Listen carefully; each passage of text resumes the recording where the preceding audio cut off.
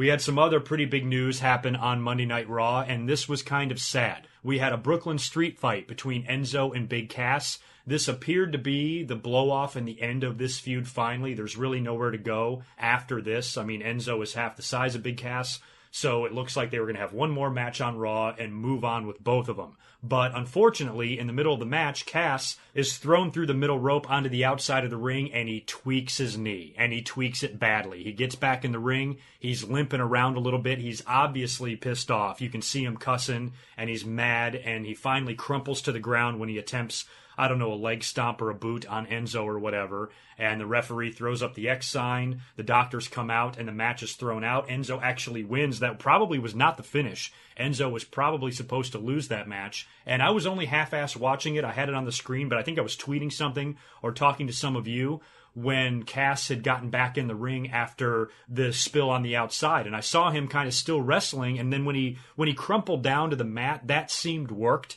So I didn't think at first that this was a legitimate injury until they showed the replay of his knee. And then you're like, oh yeah, that looks really bad. And then with the doctors coming out and then throwing out the match, you could tell something was up. Cass looked visibly pissed off and very disappointed. And when you see an injury like that, the one thing you think of is ACL or some sort of a tear. A full knee blowout that can put you out for nearly a year. And as of the latest on WWE.com, that is what it appears to be.